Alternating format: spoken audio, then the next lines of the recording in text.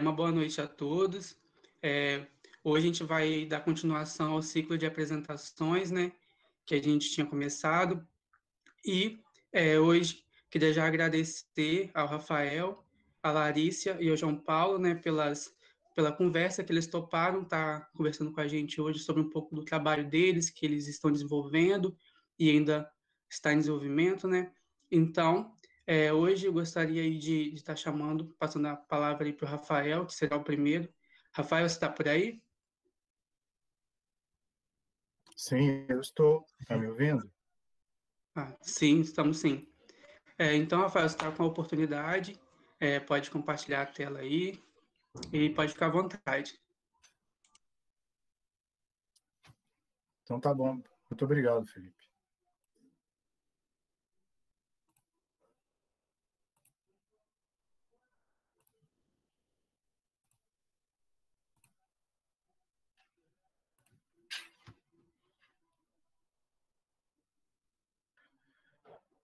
Boa noite, mais uma vez. Felipe, eu gostaria só que você me desse um retorno se a Sim, apresentação está aparecendo. está aparecendo sim, Rafael. Ah, então tá. Muito obrigado. E vocês estão me vendo ou não? Estamos sim. Sim, Rafa. Então tá bom. Obrigado. Boa noite mais uma vez. Meu nome é Rafael de Almeida. Eu sou estudante do IFES Campos de Alegre, orientado da professora Monique Moreira Molim. Eu vou apresentar para vocês um pouco do trabalho que eu desenvolvi para a minha dissertação de mestrado. Ela ficou intitulada como Estudo de Valor de Cultivo e Uso em Populações de Milho com Polinização Aberta. Introduzindo o assunto, o cultivo do milho ele foi iniciado por povos indígenas da América Central há cerca de 7, 10 mil anos atrás. E o milho ele tem um grande potencial para servir de alimentação e também tem um grande potencial adaptativo. Ele consegue adaptar-se às mais variados a uma grande variedade de ambientes, de zonas edafoclimáticas. Talvez seja esse um dos motivos que o milho seja um dos mais importantes commodities mundiais. E os maiores produtores de milho, na ordem, são Estados Unidos, China, seguido do Brasil. No território brasileiro, o milho é o segundo grão mais produzido, perdendo apenas para a soja. E o consumo do milho ele se dá in natura ou também processados. E a maior parte do que é produzido é destinado à fabricação de ração para alimentação animal. Mas o milho ele exerce um importante papel na alimentação humana. É atribuído ao milho como um dos cereais mais antigos relacionados à segurança alimentar e nutricional. E os grãos de milho eles são excelentes fontes de carboidrato. E eles exercem esse papel de importante fonte de carboidrato para agricultores que praticam principalmente agricultura familiar. Por sua vez, a agricultura familiar ela exerce um importante trabalho de conservação e manutenção de recursos genéticos vegetais. Os recursos genéticos vegetais são matérias pode ser considerado como matéria-prima no processo de melhoramento genético de uma cultura vegetal, que é o nosso caso. E o IFES Campos de Alegre ele vem desenvolvendo um programa de melhoramento genético de milho desde 2014. E ao passo que, nesse projeto, foi desenvolvido pretende-se buscar o registro de 2 populações de milho. Para obter-se esse registro, essas 2 populações elas precisam passar pelo ensaio de valor de cultivo e uso. que é uma exigência do Ministério da Agricultura, Pecuária e Abastecimento. Para uma cultivar ser inscrita no Registro Nacional de Cultivares, primeiro elas têm que passar pelos ensaios de VCU, que são características intrínsecas da cultura, que são obtidas através do uso de descritores. E vale a pena ressaltar que essas populações, as duas populações em questão, elas são de polinização aberta. Vamos ao objetivo geral do trabalho. O objetivo geral ficou avaliar a possibilidade para o registro, no Registro Nacional de Cultivares, por meio dos requisitos mínimos para determinação do valor de cultivo e uso de milho, de duas populações de milho de polinização aberta, uma de grão duro, IFES POP1, e outra de grão dentado, IFES POP2, desenvolvidas no Programa de Melhoramento Genético de Milho do Instituto Federal do Espírito Santo, Campos de Alegre, pelo método de seleção recorrente recíproca, para serem alternativas aos agricultores capixabas. Objetivo específico: implantar em 2 ambientes, IFES Campos de Alegre e IFES Campos Montanha, experimento a campo para a avaliação do valor de cultivo e uso de 2 populações de milho de polinização aberta, IFES POP1 e IFES POP2. Realizar avaliações morfoagronômicas, tomando como base os requisitos mínimos para a determinação do valor de cultivo e uso de milho, para inscrição no Registro Nacional de Cultivares do Ministério de Agricultura, Pecuária e Abastecimento, MAPA. Efetuar análise individual e conjunta dos dados obtidos nos 2 ambientes, IFES Campos de Alegre e IFES Campos Montanha, para verificar se houve diferenças significativas entre as populações de milho de polinização aberta, IFES POP1 e IFES POP2, e suas testemunhas, suficientes para pedir o registro das mesmas. Então, um pouco da metodologia do trabalho. Nessa tabela, nós temos as populações de milho que foram a campo para o ensaio de VCU. Destaca-se as populações oriundas do Programa de Melhoramento Genético do IFES, que são intituladas de IFES POP1 e IFES POP2, e as populações que serviram como testemunha, que são elas: Cachoeira, Cravo, Sol da Manhã, Caiano de Alegre, Maia Braquítico, Caboclo e Fortaleza, todas de polinização aberta. E o tipo de grão variando entre dentado e duro. As testemunhas, a maioria delas vieram de doação da instituição, da UENF. Tá? Dando seguimento. A localização dos campos experimentais.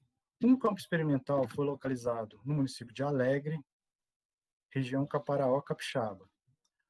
Outro campo experimental foi localizado no município de Montanha, região nordeste do estado do Espírito Santo. Em resumo, um ambiente mais ao sul do estado e o outro ambiente mais ao norte.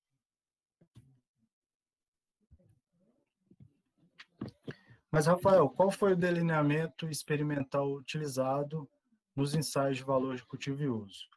O delineamento foi o delineamento em blocos casualizados, sendo 9 tratamentos e 5 repetições. Cada tratamento equivale a uma população de milho, que foram a campo plantadas em fileiras duplas de aproximadamente 4 metros de comprimento, espaçadas 1 metro entre elas. E no plantio, as covas ficaram a 20 centímetros de distância uma da outra, sendo plantadas 3 sementes por cova, após 20 dias feito um desbaste, com o intuito de deixar uma planta útil por cova.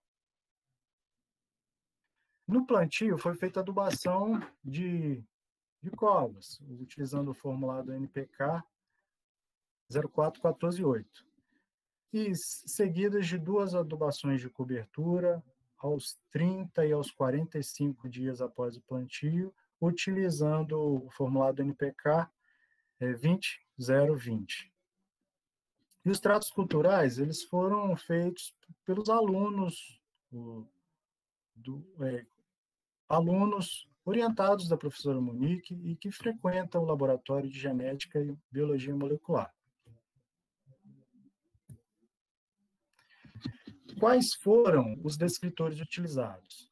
Ora, foram utilizados muitos descritores. Para o trabalho, para a minha dissertação, foram utilizados 9 descritores qualitativos e 21 descritores quantitativos. Eu vou começar apresentando os qualitativos, que foram forma da ponta da primeira folha, ângulo entre a lâmina foliar e o caule, comportamento da lâmina foliar, ângulo entre a haste principal do pendão e a ramificação lateral, coloração do estigma pela antocianina, tipo de grão, textura dos grãos e coloração dos grãos. Vamos, então, aos descritores quantitativos. Floração masculina, floração feminina, intervalo entre os florescimentos, altura de planta, altura de espigas, comprimento da haste principal do pendão, empalhamento, estande final, plantas quebradas, plantas acamadas, número de espigas por planta, número de espigas por estande, peso de espigas, número de espigas atacadas por praga, número de espigas atacadas por doença, comprimento médio das espigas, diâmetro médio das espigas, número de fileiras de grãos, peso total de grãos, umidade dos grãos, peso de 1.000 grãos e volume de 1.000 grãos. Então, os dados obtidos, eles foram feitos para análise estatística. Foi feita uma análise individual e uma conjunta, análise de variância pelo teste F, seguidas de um teste de comparação de média Scott-Knott a 5% de probabilidade. Para tanto, foram utilizados os recursos computacionais do programa GENES. Alguns resultados agora. Eu não falei na metodologia, mas foi buscado os dados relacionados ao clima no decorrer do experimento.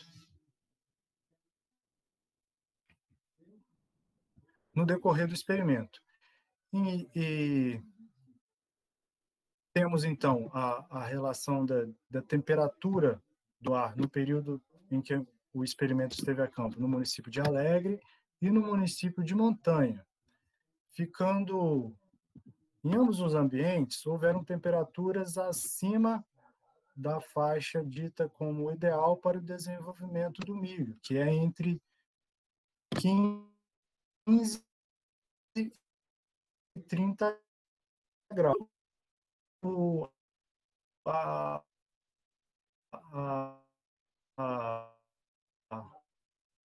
total de precipitação do ambiente foi de 798 milímetros. O total acumulado do ambiente de montanha foi de 677. Para que o milho se desenvolva e feche o seu ciclo, usando uma palavra mais simples, bem, ele exige, no mínimo, 600 milímetros de precipitação.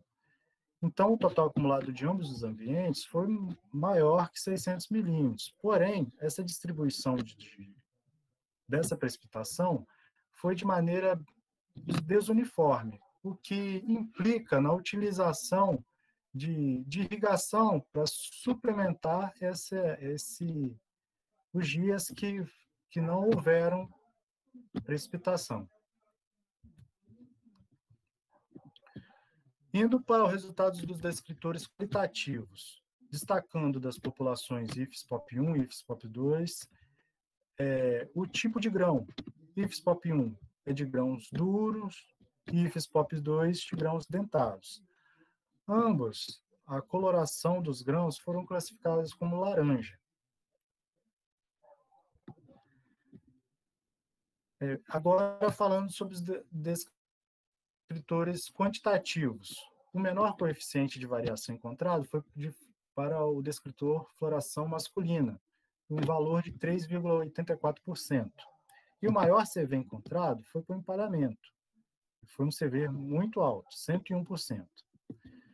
Mas altos valores de CV para o empalhamento, ele é entendido pela forma com que o empalhamento se apresenta dentro do campo experimental. Ele se apresenta de maneira desuniforme, o que faz com que o CV se eleve muito. Eu trago também como destaque nos descritores quantitativos a altura de plantas e a altura da espiga, observando que houveram diferenças estatísticas significativas para esses dois descritores, sendo que IFSPOP1, as populações IFSPOP1 e IFSPOP2 apresentaram os menores valores perante as suas testemunhas. E isso é interessante porque elas são portadoras do gene braquítico, que confere a elas menor estatura de plantas. Ainda nos descritores morfoagronômicos, eu destaco ainda o peso de grãos obtido, que os maiores valores foram justamente da população IFSPOP1 e da IFSPOP2, que, sendo encontrados esses maiores valores do peso de grãos, ele contribui para o pedido de registro no RNC, no Registro Nacional de Cultivares do MAPA. Então, concluindo o trabalho. Portanto, foi possível encontrar diferenças significativas entre as populações de milho de polinização aberta, IFSPOP1 e IFSPOP2, das testemunhas, suficientes para pedir o registro das mesmas, ficando evidente serem de maior produtividade. Nos agradecimentos, agradeço primeiro a Deus, depois a minha família, que se faz presente, literalmente. Eu agradeço também às professoras Monique e Ana Paula e aos demais colegas de laboratório. Não vou citar o nome dos colegas de laboratório, que eu posso correr de cometer a indelicadeza de esquecer de alguém, tá bom? Agradeço também ao Instituto Federal do Espírito Santo, Campo de Alegre, ao Programa de Pós-Graduação em Agroecologia e à FAPES, por ter disponibilizado a Bolsa de Iniciação Científica e Tecnológica. A todos, meu muito obrigado.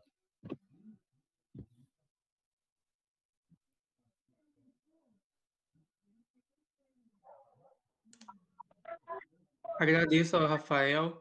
Gostaria de parabenizar aí pelo seu trabalho, que foi muito, né, Rafael, durante esse tempo, e meus parabéns aí para você.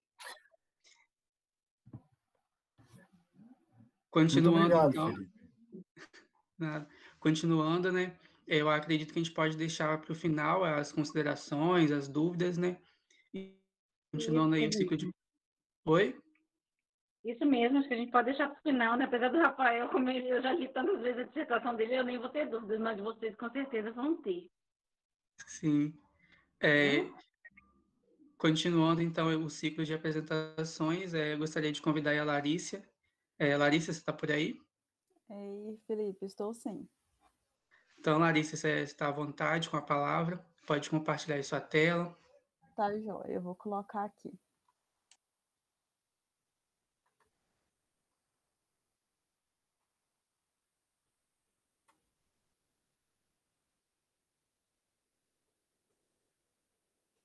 Vocês estão vendo a minha tela? Estamos sim. Me ouvem bem? Sim. Então tá. Vou começar aqui, tá, Felipe? Pode ficar à vontade. Obrigada.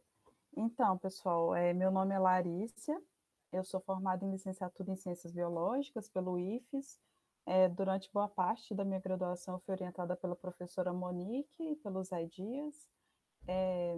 ajudei, né, nas atividades do Laboratório de Genética e Biologia Molecular também, né, com os trabalhos de milho, de pimenta, e outros, né, trabalhos que foram desenvolvidos lá. Atualmente, eu sou aluna de doutorado do programa de pós-graduação em Genética e Melhoramento da UFES e sou orientada do professor Fábio Luiz Partelli. Eu vou apresentar para vocês um trabalho que a gente desenvolveu durante o meu mestrado, que é intitulado como Variabilidade de Características de Raiz em Genótipos de Coffea canephora e sua relação com a altura da planta e o rendimento da cultura.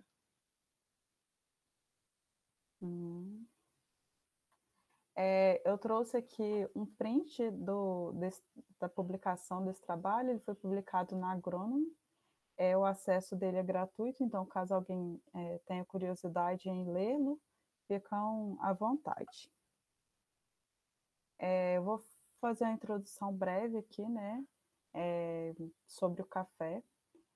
As espécies de café, elas são economicamente importantes, não só no Brasil, mas também em todo o mundo, sendo que Coffea canephora e Coffea arábica são as mais cultivadas.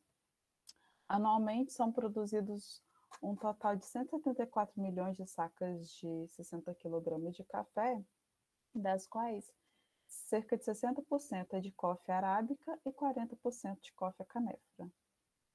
Para quem não sabe, Coffea canephora inclui os grupos Ronilon e Robusta. Diante das mudanças, né, climáticas, como por exemplo a seca, das expectativas que se tem sobre aumento da temperatura atmosférica, a seleção de genótipos superiores para condições ambientais adversas e a avaliação de diversos pools genéticos são, portanto, essenciais para garantir a sua sustentabilidade. Com relação à espécie, Coffea canephora é autoestéril, ela apresenta autoincompatibilidade do tipo gametofítica, diploide e alogâmica. Uma série de estudos sobre diversidade genética e com o intuito de selecionar genótipos promissores para diversas condições e mais produtivos foram e ainda são, né, desenvolvidos, a maioria deles relacionando-se com a parte aérea da planta, como, por exemplo, morfologia da planta, morfologia, qualidade dos grãos, anatomia foliar. Entretanto, estudos sobre o desempenho das raízes de café durante a fase produtiva, eles ainda são muito escassos. E os sistemas radiculares, eles são importantes não só para a absorção de nutrientes e água, ancoragem das plantas, mas também para serviços ecossistêmicos como sequestro de carbono, melhoria da estrutura do solo e conservação genética. Acredita-se, né, que esses poucos estudos sobre desempenho do sistema radicular, seja de café, seja principalmente devido à dificuldade que se tem em acessar o sistema radicular da planta, de plantas que já estejam em estado produtivo, sem danificá-las ou até mesmo perdê-las. Então, os objetivos do nosso trabalho foram avaliar a distribuição radicular de plantas cafeeiras durante o período produtivo, analisar a diversidade de características de raiz, identificar genótipos potencialmente promissores para condições de estresse hídrico e testar a correlação entre as características de raiz e o rendimento da cultura e a altura da planta. Esse experimento ele foi instalado lá no município de Nova Venécia, no norte do estado do Espírito Santo, a altitude de 199 metros e com temperatura média anual de 23 graus Celsius. O plantio desse experimento foi realizado em 2014, no espaçamento de 3:1. Eu trouxe aqui uma tabela com a identificação dos genótipos que nós avaliamos, foram 43. Destes 43, apenas o genótipo 39 foi propagado por sementes, os demais genótipos foram propagados vegetativamente. Aqui eu trago uma tabela com a análise das características físicas e químicas do solo Então, nós avaliamos o sistema radicular em 6 profundidades, de 0 a 10, 10 a 20, 20 a 30, 30 a 40, 40 a 50, 50 a 60 centímetros. Por isso, nós fizemos uma análise de solo para todas essas 6 profundidades. Com relação à avaliação das características de raiz, nós coletamos monólitos de solo com raízes a um volume de 27 centímetros cúbicos nas 6 camadas que eu citei anteriormente, e a 30 centímetros do caule no sentido da linha de plantio. Esses monólitos de solo, eles foram guardados em sacos de plástico identificados e armazenados a menos 10 graus Celsius para conservação, né, do material. Posteriormente, essas raízes foram lavadas sob água corrente e fotografadas. No total, nós avaliamos 1.032 amostras, sendo 43 genótipos, 6 profundidades e 4 repetições. As imagens resultantes, elas foram analisadas com o software Safira, e as características de raiz avaliadas foram densidade e comprimento de raiz, volume de raiz, área superficial e diâmetro de raiz. A altura das plantas, ela foi avaliada utilizando-se uma fita métrica, medindo desde a base até o topo da planta, e a produtividade foi avaliada por unidade diária durante 3 anos, que são eles 2015, 2016 e 2017. Trago aqui uma imagem, né? As imagens resumindo a nossa metodologia. Então, em A, nós temos um momento de coleta do solo, que foi realizado utilizando trado tipo sonda. Em B, nós temos o momento da lavagem das raízes.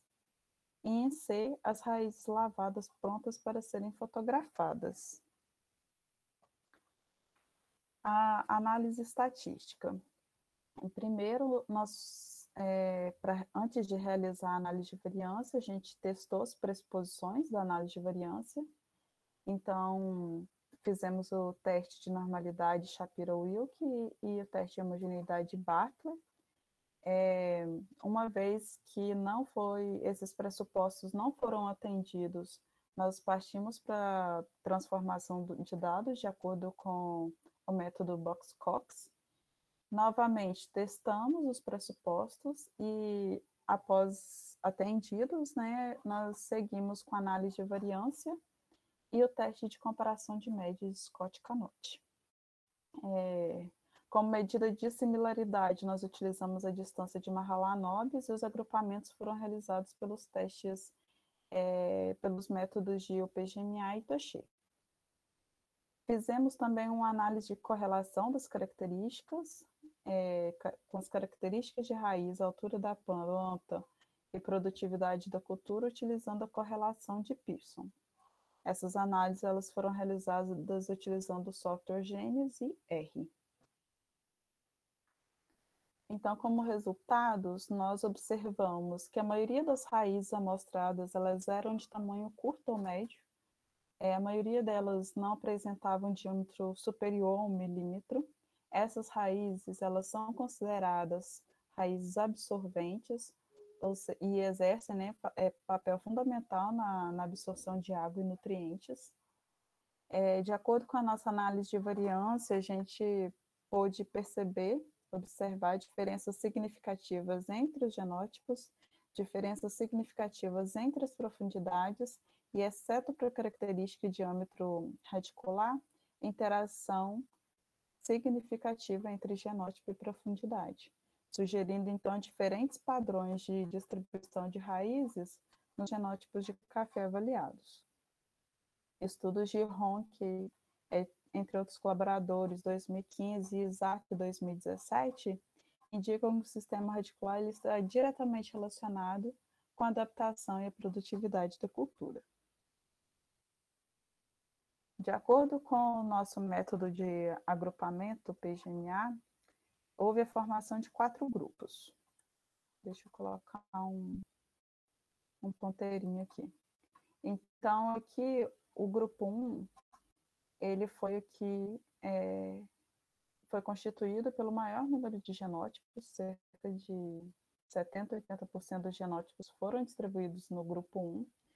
O genótipo 39, que está aqui marcadinho em vermelho, eu acredito que não dá para vocês verem, mas confia em mim que aqui é o 39, que é aquele que foi propagado por sementes, ele foi alocado, né, no mesmo grupo que os demais genótipos propagados vegetativamente. Então, isso indica para a gente que o método de propagação ele não interfere, ele não diferencia, né, entre os genótipos. Aqui nós temos o grupo 2. O grupo 3 ele foi constituído apenas pelo genótipo 32 e o grupo 4 pelos genótipos 14 e 25.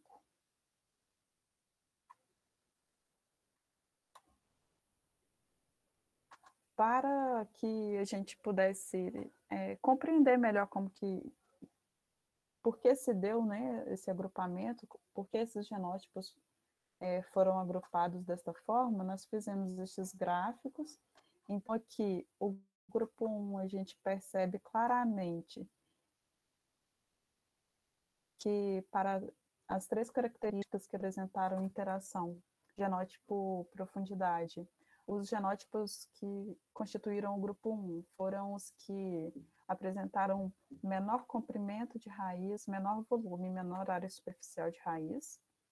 Os genótipos que constituíram o grupo 2 foram os mais semelhantes à média, e o genótipo 32, que foi o que constituiu o grupo 3, ele foi o que apresentou maiores valores, maior quantidade de raiz nas camadas superficiais do solo, principalmente na camada de 0 a 10 centímetros. Então, aqui, por exemplo, para volume radicular, a gente percebe que mais de 50% das raízes desse genótipo, elas estão localizadas na parte mais superficial do solo, né, a 0 a 10 centímetros. E os genótipos que foram agrupados no grupo 4 são aqueles, o 14 e o 25, são aqueles que apresentaram o sistema radicular melhor distribuído, apresentaram um volume de sistema radicular, um volume, comprimento e área superficial de radicular bem mais alto, e nas camadas mais profundas do solo também foram os que apresentaram maior quantidade de raízes. A fim de comparar, né, os métodos de agrupamento para verificar se havia semelhanças e diferenças entre os métodos de agrupamento e confirmar os nossos resultados, nós fizemos também o método de agrupamento de otimização de Toché. Então, nós observamos muitas semelhanças. Por exemplo, os grupos 1, 3, 6, 8 e 10, que são esses daqui, que constituíram, foram os mesmos que constituíram o grupo 1 pelo método PGMA. Os grupos 2, 4 e 5, pelo método de Toché, foram os mesmos que constituíram o grupo 2 pelo método PGMA, exceto aqui, né, o genótipo 1, que pelo método PGMA ele pertencia ao grupo 1. E o genótipo 32, aquele mesmo que anteriormente pelo método de PGMA, ele ficou agrupado separadamente, aquele ficou junto com o 9, que pelo método PGMA pertencia também ao grupo 1. E os genótipos 14 e 25, que formaram o grupo 4 e que a gente considerou que apresentou o melhor desempenho do sistema radicular, tanto pelo método de Toché quanto pelo método PGMA, foi alocado em grupos separados. Com relação a nossos testes de correlação, nós observamos correlações significativas e positivas entre as características de raiz. Observamos também correlação positiva e significativa entre o comprimento de raízes e a produtividade. Entretanto, a correlação entre a altura da planta e a produtividade, ela não foi significativa. Então, como conclusão, nós temos que a maioria das raízes elas estavam concentradas na camada superficial do solo, de 0 a 20 centímetros, para todos os genótipos avaliados. Considerando as profundidades de 40 a 60 centímetros, os genótipos 14 e 25 tinham mais raízes que a maioria dos outros genótipos de café, ou seja, esses genótipos, quando submetidos ao déficit hídrico, por exemplo, eles possivelmente têm maior capacidade de captar água do subsolo, e o desenvolvimento de raiz ele está mais relacionado à genética da planta do que ao método de propagação. Concluímos também que os resultados deste trabalho eles podem contribuir para o cultivo geral de coffea canefra, especialmente para o melhoramento genético visando tolerância ao estresse abiótico, e que a correlação de comprimento de raiz com a produtividade ele pode auxiliar na seleção indireta para produtividade, fazendo-se a seleção precoce. Agradeço a todos aqui presentes pela atenção, né, e pela participação. Agradeço também a Raquel Schmidt, ao Gustavo e ao meu orientador pelo trabalho, pela parceria, desenvolvimento, ajuda, e à Universidade Federal do Espírito Santo, à FAPES, ao Governo do Estado, ao CNPq e à CAPES. Obrigada, pessoal. Nós que agradecemos, Larissa. Muito obrigado aí pela sua apresentação. Contribuiu muito para a gente. Orientalmente está fazendo um trabalho sobre o café. Eu, Simone, Israel também, esse grupo aí. E está sendo um desafio para a gente. A gente agradece e parabeniza aí por esse desafio também que você passou. Tá, Continuando aí as apresentações. João Paulo, você está por aí? Sim, por aqui. Então, João Paulo, você está com a palavra, pode compartilhar a tela. Sinta-se à vontade aí que você está em casa. Obrigadão.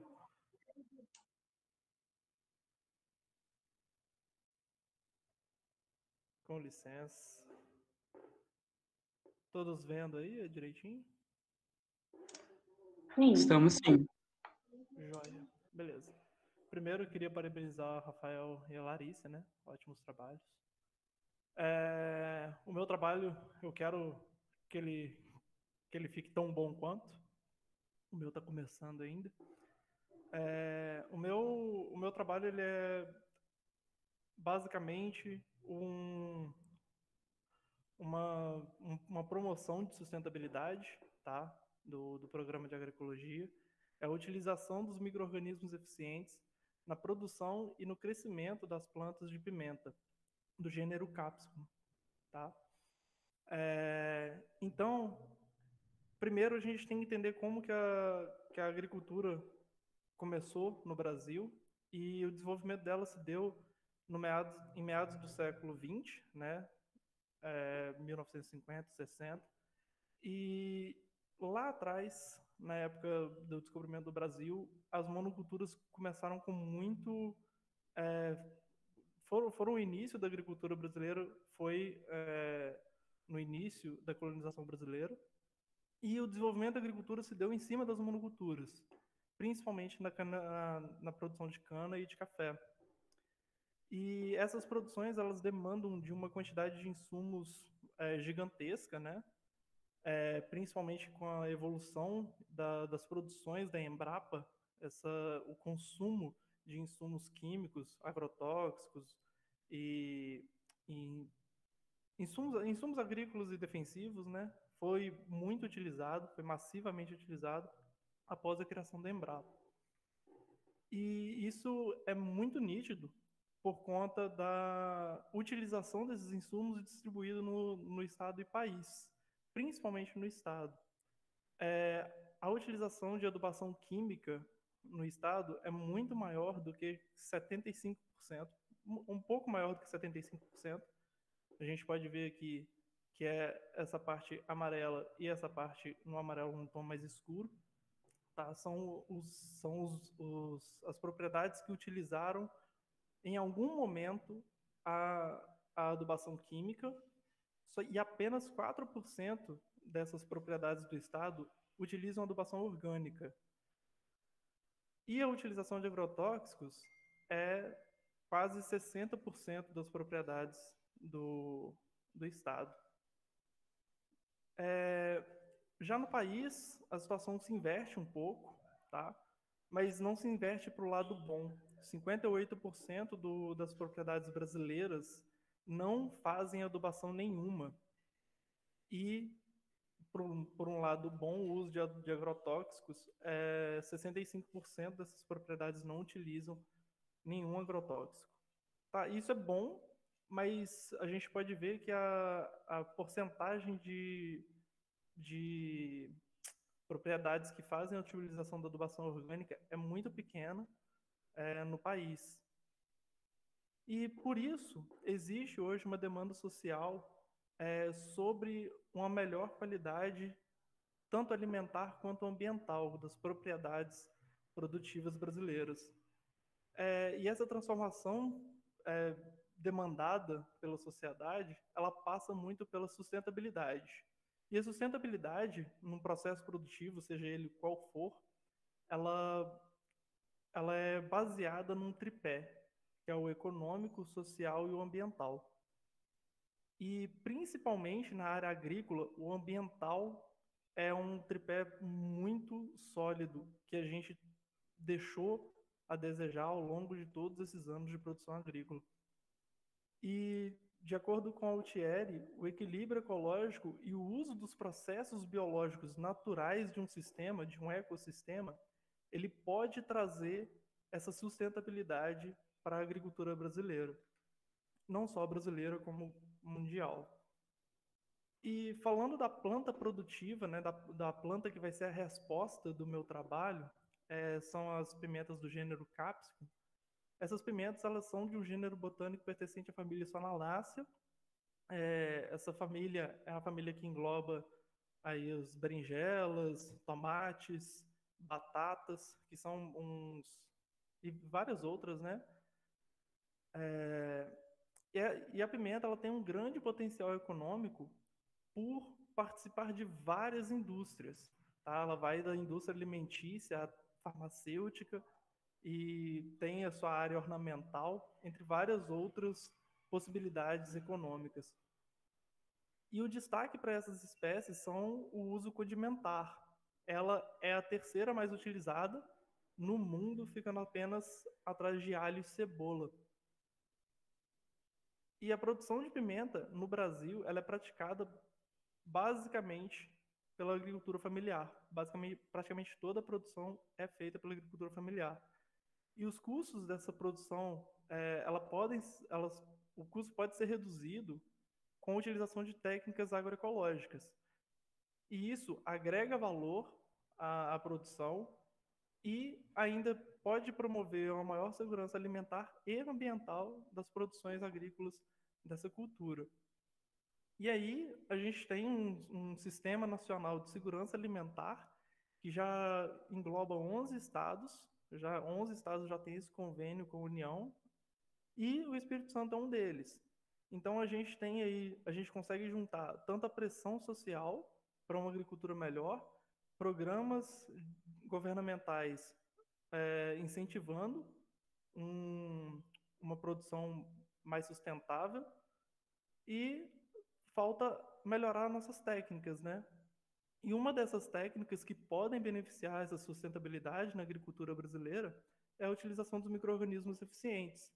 Esses micro-organismos, eles são coletados em mata, geralmente mata nativa, geralmente não, em mata nativa, só podem ser coletados em mata nativa, e os organismos escolhidos, aí eu vou detalhar um pouco melhor sobre isso, os micro-organismos escolhidos, eles decompõem a matéria orgânica e liberam inúmeras substâncias úteis, partindo da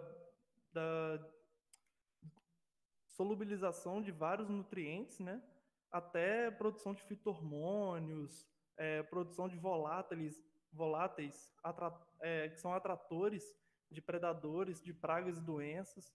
Então, tem inúmeros benefícios na agricultura brasileira, principalmente ciclagem de nutrientes, tá?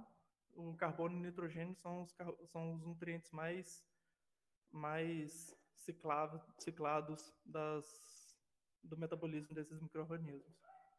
E aí, o arroz, ele é feito como uma isca, ele é colocado em uma calha e levado para a mata, e ele é coberto por serrapilheira. E os micro-organismos que estão decompondo a serrapilheira migram para o arroz e colonizam o arroz, e aí cada colônia de micro-organismo gera uma coloração diferente quando coloniza o arroz. E as cores mais utilizadas são as cores vívidas, né? O vermelho, laranja, amarelo, verde, rosa, azul. Várias cores podem colonizar o arroz dependendo das condições edafoclimáticas e da biodiversidade do local. E esses micro-organismos, então, eles conseguem decompor a matéria orgânica de vários processos, tá? Existem vários processos metabólicos que promovem o crescimento vegetal. E aí você foca isso para a agricultura. Você cria esses micro-organismos para aproveitar o seu metabolismo para a produção vegetal. Então, o trabalho ele tem uma justificativa de necessidade de alternativas para uma produção sustentável.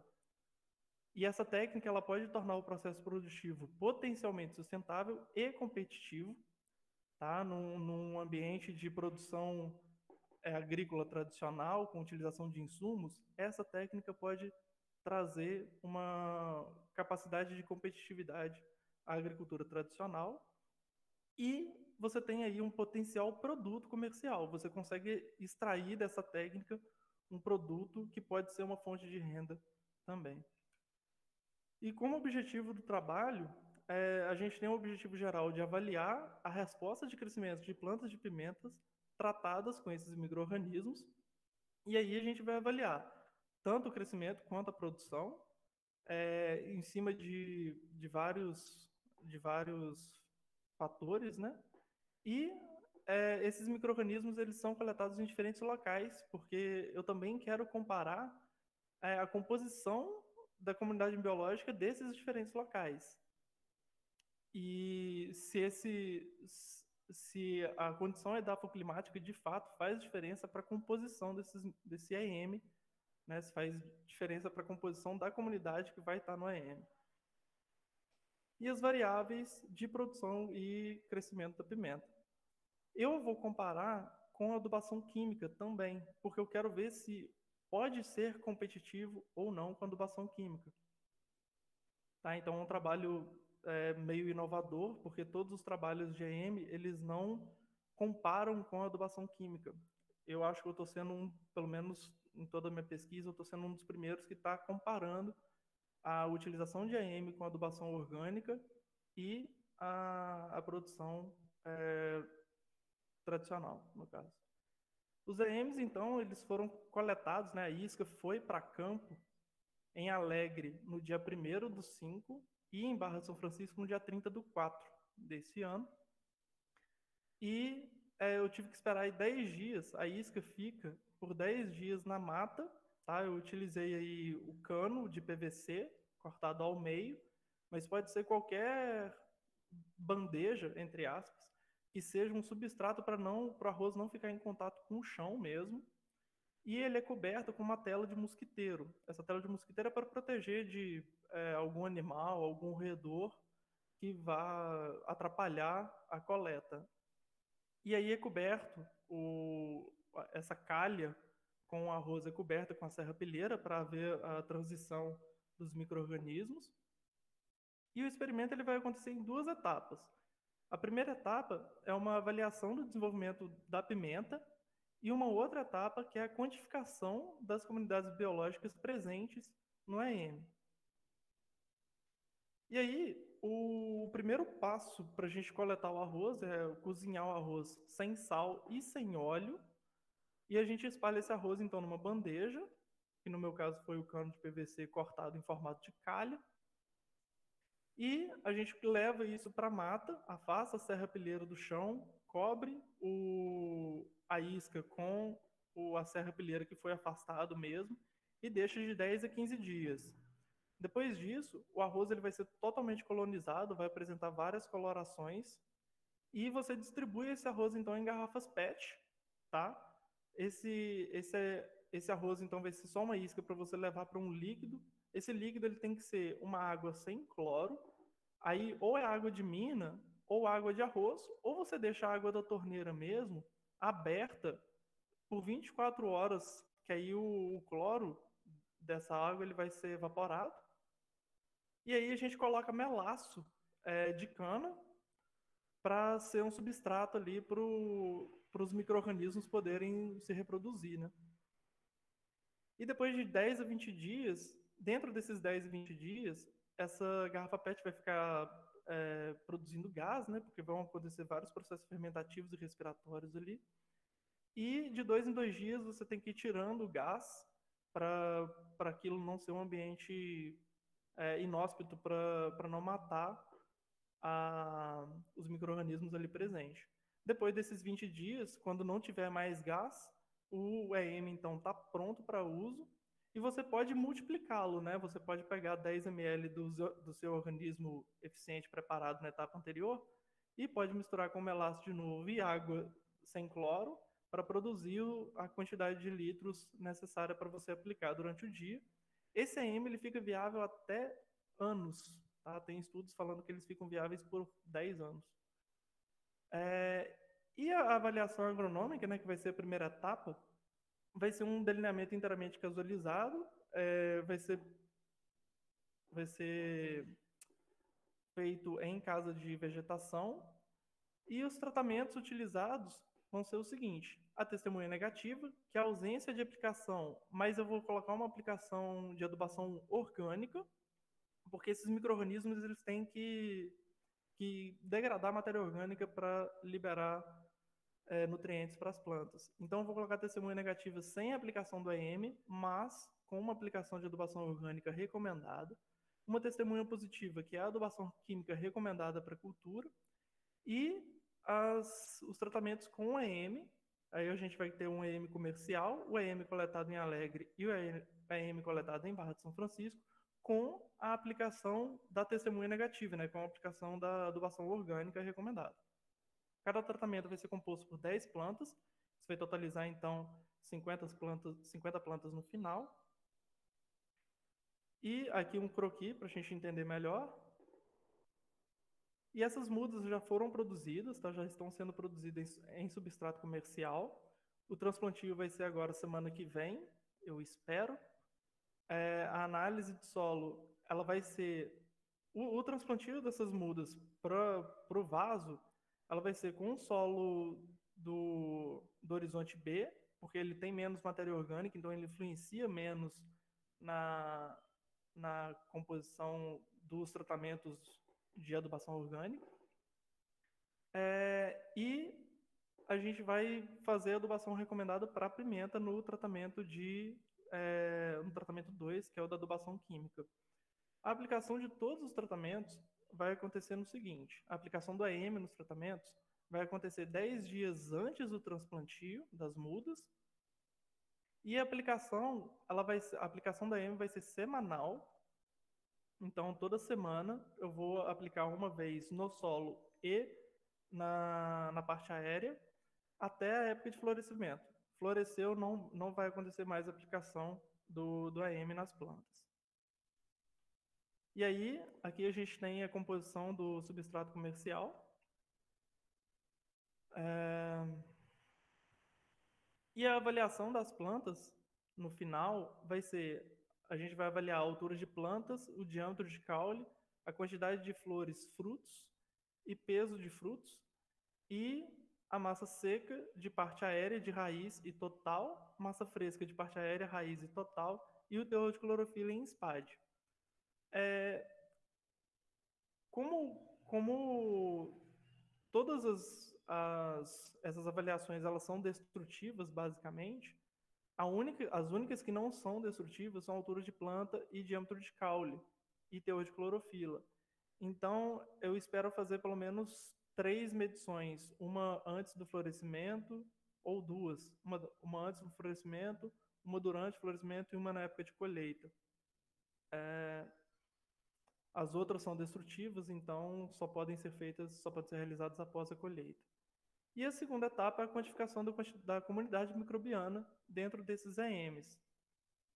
Os diferentes EMs eles são sujeitos ao método de isolamento e contagem de células viáveis. O isolamento é feito um plaqueamento em placa de Petri e cada EM vai ter uma diluição seriada. Essa diluição seriada vai ser 1 ml para 99 ml e depois dessa primeira diluição você vai pegar mais um EM, mais 1 ml e colocar em 99 de água e assim sucessivamente. 99 não, né? 999. E vai ser sujeito aos métodos de contagem de células viáveis para a gente avaliar qual a concentração de cada comunidade microbiana dentro de cada EM. O meio de cultura de fungos é o meio de cultura BDA, que é o batata dextrose agar, mais um cloranfenicol. O cloranfenicol ele é um antibacteriano, então ele vai impedir que qualquer bactéria cresça nesse meio. As bactérias totais é um meio de cultura agar-nutriente mais cetaconazol. O cetaconazol é um antifúngico, então vai impedir que fungos cresçam nesse meio. E as bactérias acidoláticas, elas só crescem em meio MRSA, que é o agar de Mann, Rogose e Sharp. Esse meio ele é específico para bactérias acidoláticas, então ele não precisa de nenhum antibiótico.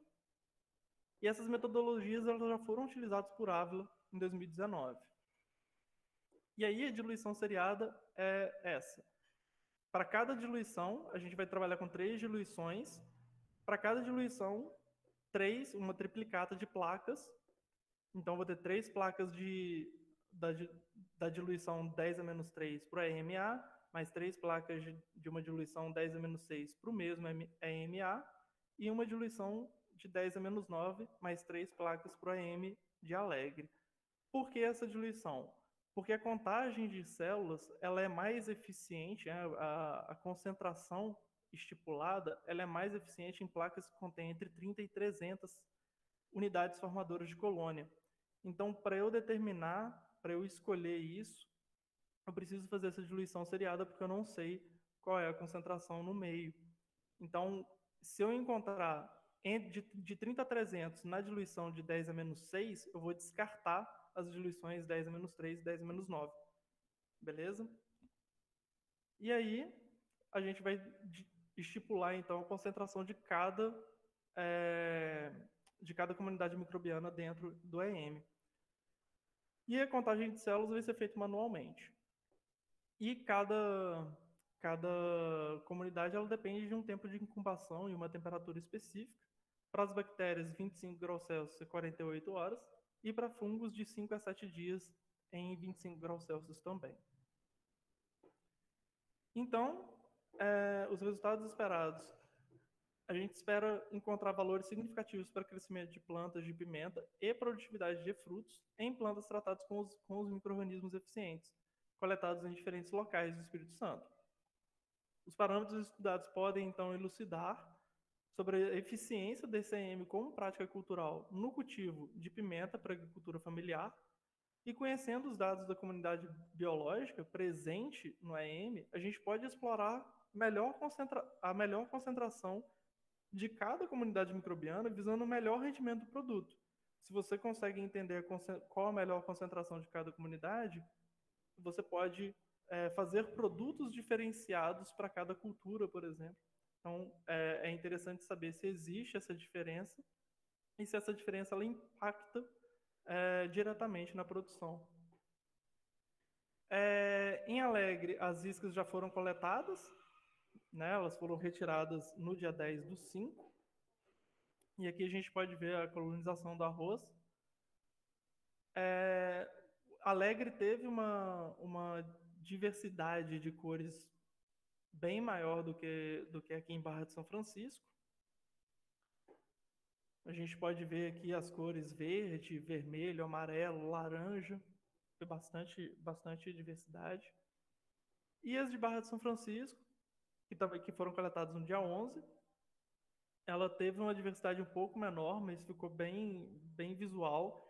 E isso já começa a implicar para a gente que existe, de fato, uma diversidade entre os locais de coleta. E aí a gente consegue ver, do lado esquerdo a gente tem a coleta feita em Alegre, do lado direito a gente tem a coleta feita em Barra de São Francisco. A gente consegue ver uma colonização muito maior das colônias de coloração verde e algumas colônias laranja e bastante amarelo também. Já na de Alegre a gente consegue ver muito vermelho, amarelo, laranja e pouco verde. O verde não teve tanto predomínio quanto no de Barra de São Francisco. E esses CMs eles foram coletados.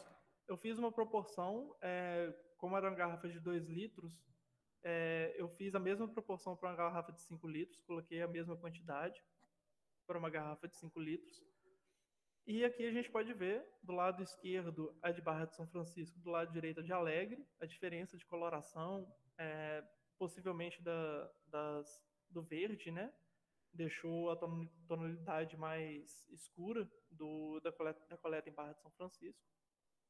E durante esses últimos dias, eu já fiz a retirada de gases, já produziu bastante gás na fermentação.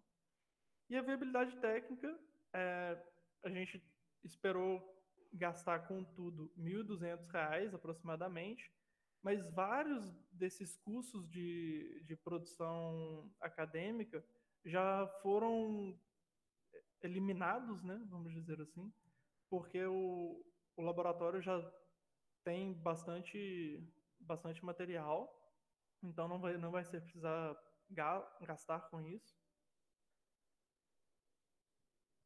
Então, o projeto ele vai ser realizado no Instituto Campos de Alegre, pelo Laboratório de Genética e Biologia Molecular e no Laboratório de Química Aplicada.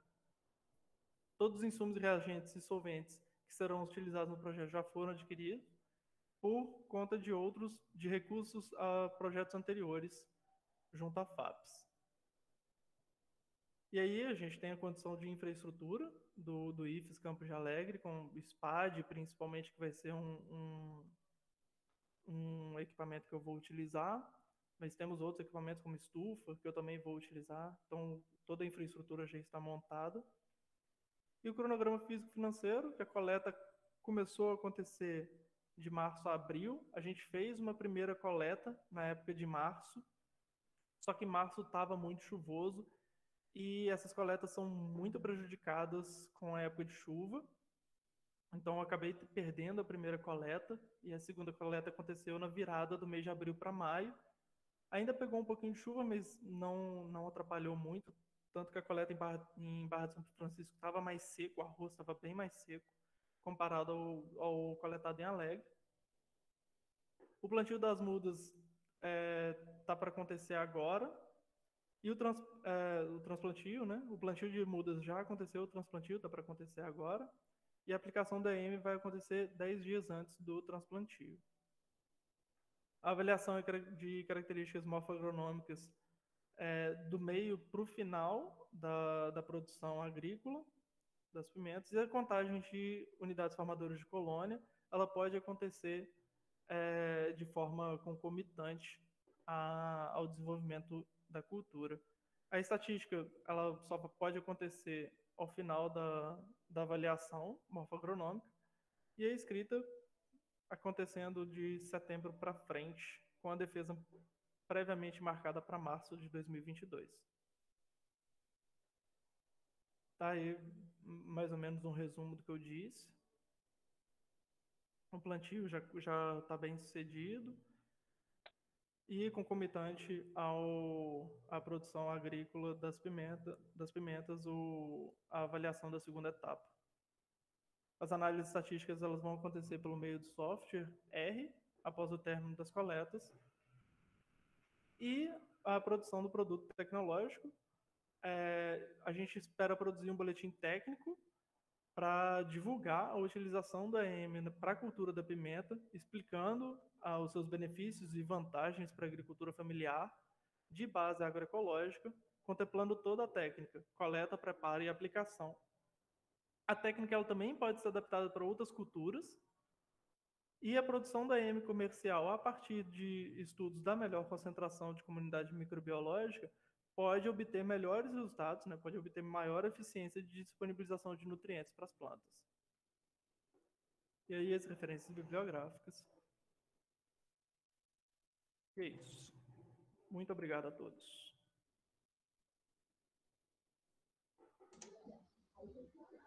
Agradeço ao João Paulo e parabenizo também pelo trabalho. A gente espera que você consiga aí efetuar todas essas etapas, né, com sucesso. E meus parabéns. Então, agora eu gostaria de convidar também a Larissa e o Rafael para a gente poder estar conversando um pouco mais, se alguém tiver alguma dúvida, né, alguma pergunta para eles.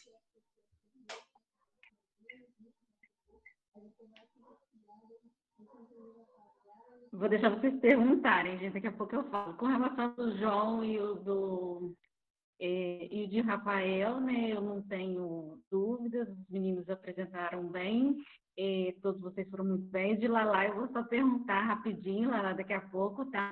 Eu gostei demais de todos os projetos, com todas as 2 dissertações, né, já defendidas, e o projeto também apresentado, né, pelo João. Mas vou deixar vocês perguntarem primeiro, gente.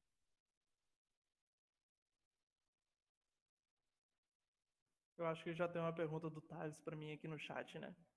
Ele pergunta por que a suspensão vai ser... Por que eu vou suspender a aplicação na floração? Desculpa, não sei se vocês ouviram o carro passando aqui na rua, mas tá bom.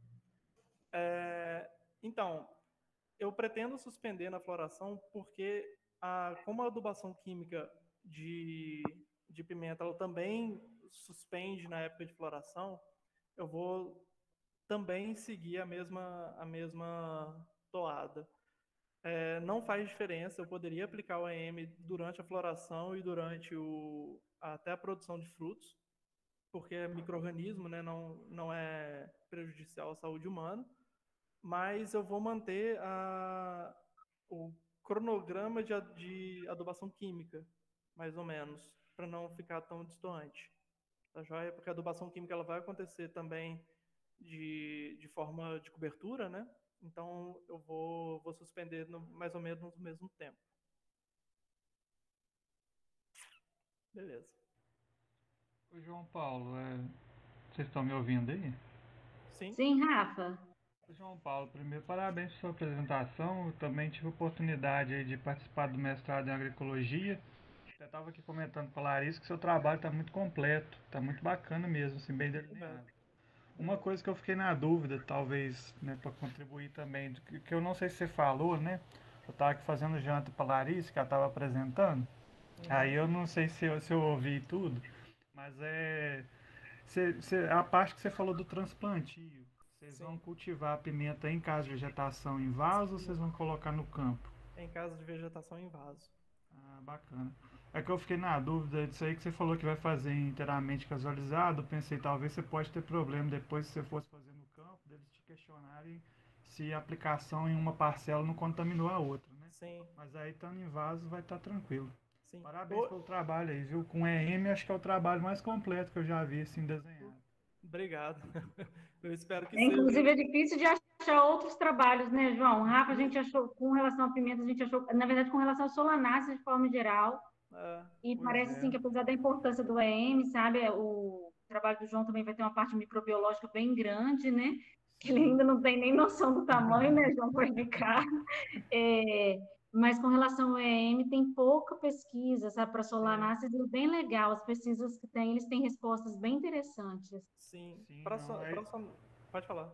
Isso aí também é bacana que justifica a questão do boletim técnico, né? Que vocês estão almejando fazer. Eu acho que é de muita importância. Obrigado. Então, sobre solanácea, na pesquisa que eu estou fazendo, né, Monique, para revisão de literatura, para o capítulo de livro, eu não consegui achar muita coisa sobre solanácea, não. Gostaria que se alguém tem algum conhecimento e puder me mandar algum artigo, eu até aceito. Eu achei muito sobre milho. Embrapa Milho tem um documento de 2016 muito completo, mas para milho até o estudo da Ávila de 2019 é de milho. Então tem muita coisa de milho. Geralmente o que chama mais atenção pelo volume de produção e tudo. Tanto que pimenta acho que nem aparece no Censo Agropecuário de 2017. Então é bem limitado para pimenta. Eu consegui achar muito pouca coisa. Mas vamos ver. Agora, em relação à comunidade microbiológica mesmo, a quantificação, eu só achei esse do Ávila, que tem uma quantificação bem bacana dos micro-organismos utilizados por ela. Mas quantificação mesmo, eu achei 2. Foi o da Ávila e de mais um, que eu já não lembro o nome. Muito pouco sobre quantificação.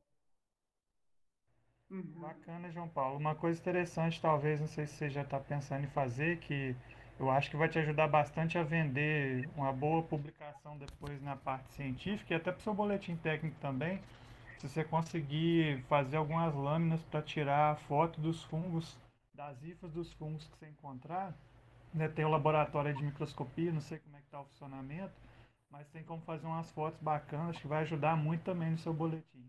Bacana. Depois Bacana. na publicação, né? Acho que é algo Pode ser, interessante. pode ser uma etapa de identificação, né? De fungos. Pode ser interessante mesmo colocar. Isso. Caso aqui a gente tem o Vicente, que é o técnico ali da clínica fitossanitária, ele é muito bom nessa parte de fungos. Se caso vocês precisarem depois do contato dele, ele é um cara super acessível, muito bom até para ajudar assim, a ensinar alguma metodologia. Se vocês Nossa, que precisarem, ótimo. sempre recorre a ele. Então, se vocês precisam do contato dele, a gente consegue aqui também. Beleza. Se a gente for partir para esse lado de morfologia biológica mesmo, com certeza. Vou querer o contato dele, sim. Show de bola. O Vicente é excelente, Rafa. Já tem tempo, eu perdi o contato dele, já tem tempo, mas ele é um funcionário muito antigo, aí né, eu achava até que ele já estava perto de aposentar, eu já tinha aposentado. Não, ele tá com a gente ali, direto a gente chama ele para participar dos projetos, porque ele é muito bom mesmo, assim. Muito bom, sempre foi. É um Zé Dias não enche aqui. Isso aí. Isso aí, hoje o Zé defendeu, você viu, Rafa? Parabenizando aí, que eu já vi que o Zé tá aí no grupo. Pois é, ele tá pagando de modesta aí, eu falando só que não, mas eu não consegui ver não, mas eu tenho certeza que foi sucesso. Foi sucesso. Eu também não consegui, eu tive uma reunião do Bibide na hora, mas eu sei que foi um sucesso. Os meninos já até falaram. Tá certo. Ô Zé, agora você é candidato a doutor, tem que cumprir as promessas da campanha agora.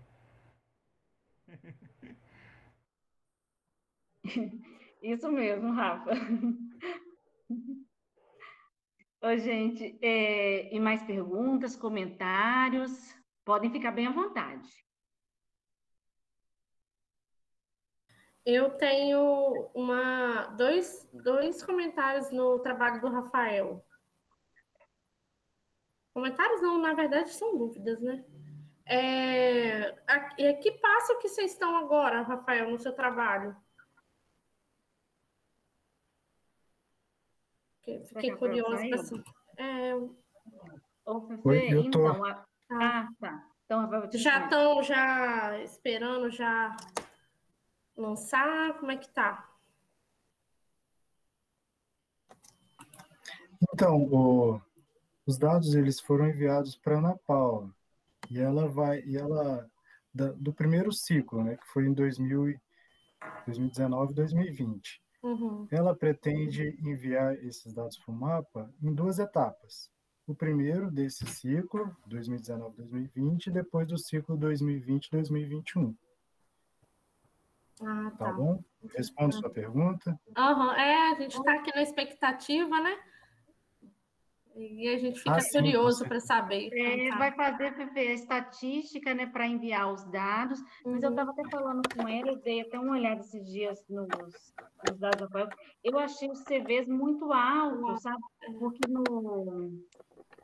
no negócio que eu li lá do mapa para o milho, né, para registrar, cultivar, fala sobre o CV, sabe? Mas ela disse que não. Depois ela vai ver lá Tratar, uma forma. né? Tratar os dados, né? Também, né? Falou isso, porque alguns CVs estão bem altos, sabe? Então tem que ver, né, certinho, né? E parece que parece que algumas coisas também são comuns à cultura do milho e tal, né? Sim. Algumas coisas a gente Esse viu no seu CV trabalho. aí, esse CV que ele falou do empalhamento, né? Rafael tá aqui, Cabral, também é muito difícil. Eu ia falar isso, tem até umas propostas do CIMIT, Monique e Rafael, tentando identificar outras formas de avaliar, porque é uma característica que realmente sempre dá muito alto. Empalhamento, espiga atacada por praga. E são umas características, igual eu estava conversando com ela, que para outras culturas não dá tão alto assim, sabe? Quando a gente trabalha com milho, a gente dá uma assustada com esses CVs altíssimos. Sim. Ainda mais que ele trabalhou com população, né? Que tem uma variabilidade muito grande, você precisa de, no mínimo, digamos, 200 indivíduos para fazer uma amostragem. É muito comum, e a gente fica preso muito a esses parâmetros. O CV limite é tal. Por exemplo, acamamento. Às vezes a gente encontra o CV altíssimo, mas é comum, porque às vezes bate um vento de ela passa. A gente fica muito preso. Isso Mas mesmo. ele que usou população. Mas muito interessante o trabalho, porque a gente for pensar aí na questão de população, o produtor, né, não fica dependendo daquela... Exatamente, é muito semente para onde o trabalho dele se propõe, é assim, maravilhoso, parabéns. Exatamente. Que é da polinização aberta, né? Mas se Deus quiser, vai dar certinho. Daqui uns tempos também vamos ter o artigo do Rafa, né? O Rafa já está escrevendo aí os materiais dele. Aí a gente está aguardando, só que parece que assim, a gente não vai poder publicar antes dessa parte aí de enviar os dados para o mapa. Entendi. Sabe? Mas eu acredito que até julho, agosto vai. A outra pergunta que eu tinha para fazer para ele era: ele usou todos os descritores, os mínimos, pelo menos você utilizou, né? Usou, Fefê? Porque pode responder rápido, eu fico falando.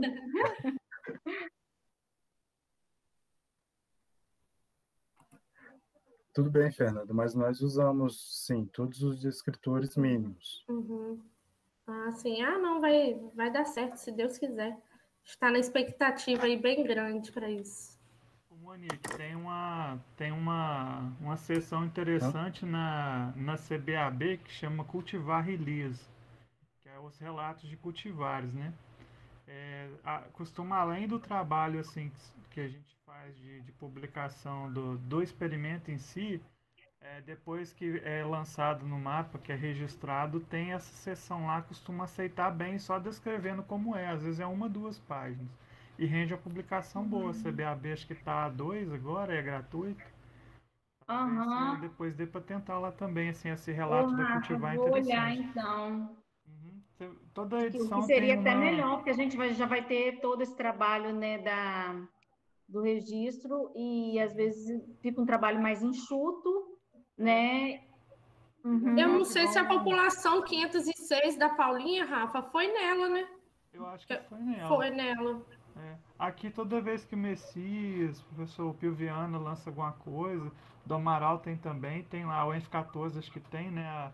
Tem lá, Cultivar Release. É uma sessão, toda edição sai só para o relato da Cultivar e quais são as características dela. Eu acho que é um apelo muito forte aí para a questão de ser população de polinização aberta, agricultura familiar, né?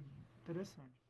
E acho que ela é bem rápida, ela passa só pelo editor da revista, ela nem chega aí para avaliação de pares. Então, isso mesmo, esse relato de cultivar legal. É porque já vai passar por toda a avaliação do mapa, e o mapa é super criterioso. Exatamente.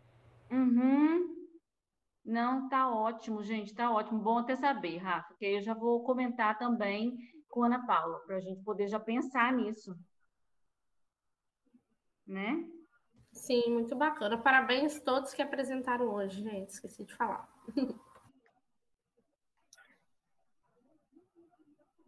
Comentário, gente? Dúvidas? Eu tinha só uma última do trabalho do João Paulo. Assim, ele é do mestrado ou do doutorado? Mestrado. É do mestrado. João Paulo entrou no passado, né, João? Isso. Eu sei que o tempo é muito curto, Mas seria muito legal, já que o seu trabalho é muito refinado, né? Você pegou todos os espectros e debulhou isso muito bem. Eu guardaria uns acessos de cada planta para fazer aquela fenotipagem de alto rendimento no, acho que o Tomato Analyzer. Ele é só você tirar uma fotinha e passar ele no aplicativo. É muito simples de usar.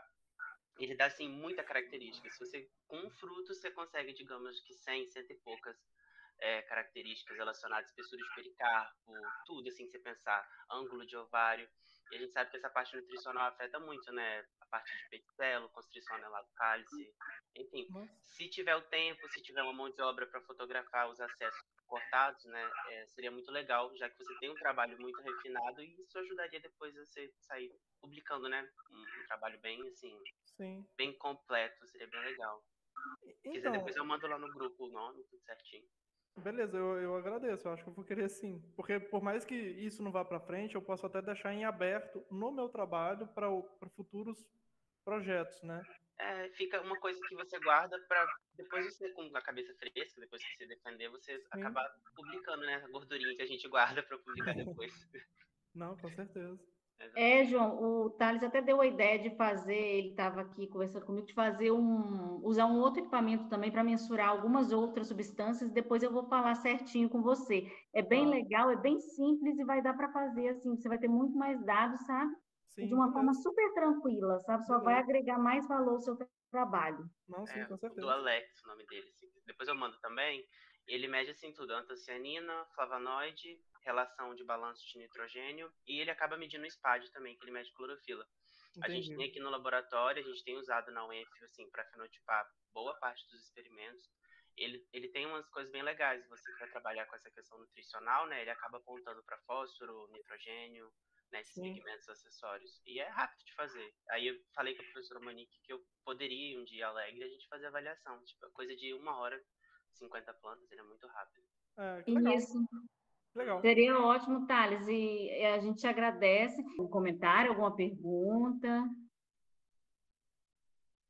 Não? Então. Eu posso fazer uma pergunta para o Rafael rapidinho? É só porque surgiu uma dúvida. Tipo, eu fiquei com a dúvida antes, eu pensei em deixar para lá, mas só para ter certeza. Não, pode ficar à vontade. Em 2015, quando eu estudei genética, a lei de principalmente proteção de cultivares, que eu lembro, que é a mesma de VCU, não é a mesma de VCU, mas acompanha mais ou menos as mesmas diretrizes, elas falavam, se eu não me engano, 2 locais, quando você analisa em 2 locais diferentes, você precisa de 3 anos. E quando você... É isso mesmo? É porque, pelo que eu entendi, vai ser 2019 e 2020, que é o primeiro ciclo, e o segundo ciclo... São 3 locais ou são 2 locais só? São 3 locais, João. Ah, tá. Então, a gente já tem os 3 locais. Não, tá o outro local é Itapina, só que não entrou na dissertação do Rafa. Ah, tá. Entendi. Beleza. Então, tá. Quer responder, Rafa, melhor, com mais propriedade?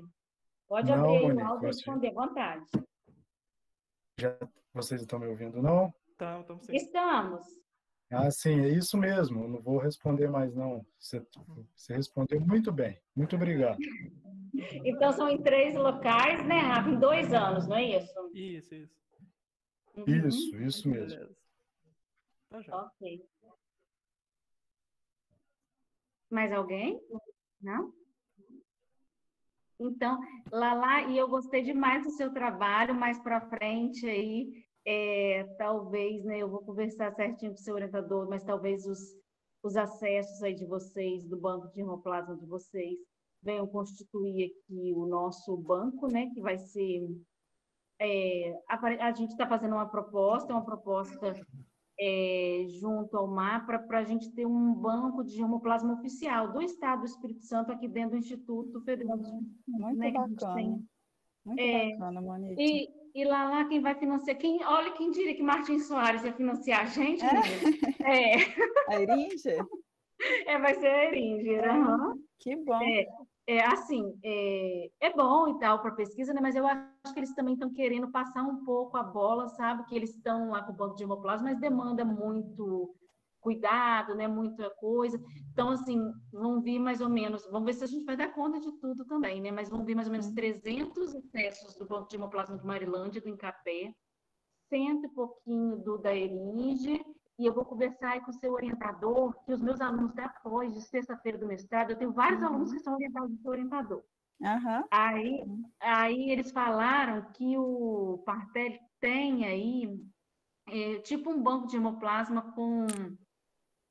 independente se são cultivares obsoletos, se são as atuais, se são materiais tradicionais, o que ele tiver, sabe? Depois eu vou ver com ele se ele pode ceder também para a gente para constituir o banco, né? Que é mais material. Eu ainda não sei quantos que ele tem ao certo, sabe? Mas aí eu vou ver. O Partelli, ele tem esses aqui que são cultivados no Espírito Santo. Ele também tem uns trabalhos em parceria com as meninas de Rondônia. Aí eles também desenvolvem os trabalhos com os robustos amazônicos. Eu já vi relato que alguns dos robustos amazônicos que eles trouxeram para o Espírito Santo não desenvolveram muito bem, outros já desenvolveram muito bem. Então, também talvez seja até uma possibilidade, né, de conseguir esses acessos. É legal. E quanto mais divergência a gente tiver lá para o nosso banco de hemoplasma, melhor, sabe? Vai ser o meu próximo aluno de mestrado, provavelmente que vai entrar ano que vem, ele já pega esse projeto. É um projeto muito grande, sabe? Sim. E gostei muito da sua dissertação. Que bom que você já publicou seu artigo. O seu trabalho ficou muito redondinho, né? As análises estatísticas ficaram joia. Você tinha lido em algum trabalho antes que utilizar semente ou propagação vegetativa faria alguma diferença? Ou você foi, assim, uma das pioneiras a pesquisar essa parte? Ou era algo, assim, que você e seu orientador queriam? O Partelli já tinha desenvolvido um trabalho que ele comparava a distribuição do sistema radicular de plantas propagadas vegetativamente e com sementes. Então, a gente teve esse resultado, mas a gente teve mais segurança em afirmar isso com base também nesse outro estudo que ele fez. Tá. Aí, nesse outro estudo que ele fez, os grupos se separaram, as que foram por semente ficaram separadas das que foram por propagação vegetativa? Não deu diferença. Não deu diferença. Não? Então tá. Então, realmente não deve ter. E muito legal suas análises. Muito obrigada. Todos vocês. O trabalho ficou show. Excelente. Muito obrigada. Ótimo, eu gosto bastante de trabalhar com café, assim, acho que é porque eu já nasci lá, né, no meio do café, então eu gosto bastante. Eu tenho uma dúvida para te perguntar, Monique, sobre esse trabalho que vocês vão fazer de montar o germoplasma. Então, vocês vão conseguir trazer todos os acessos lá de Martim Soares para o IFES. E eu acredito que sim, que pelo menos a maioria. Eu fiquei muito feliz de saber. E lá são várias espécies, sabe? Não é só o conilon e o arábica, não. São várias outras. Eu fiquei muito feliz de saber, porque a fazenda, né, que era o dono dela, era o Sodalter Eringe, ele vendeu os pedaços. Aí eu fiquei pensando, gente, o que vai acontecer com aquele germoplasma? Não é possível que eles vão perder ele, né? Então, esses detalhes eu já não sei. Então, talvez seja até por isso, né, que estão disponibilizando o material. É muito bom, que não vai perder. Igual o Incapé. O Incapé, uma vez, eles não tinham espaço, não tinham mão de obra, sabe? Eles deram um banco de hemoplasma deles de tomate inteiro para cá. Entendi. Né? Mas eu não sei se é isso, sabe? Mas tem grande é uma das chance de ser possibilidades. assim. Agora que você falou, né? Porque esses detalhes eu não sei. Eu só converso com o menino de lá, com o Rodrigo, e ele fala assim que tá tudo ok. Entendi. Rodrigo é lá de... Foi ele que me deu carona lá um dia.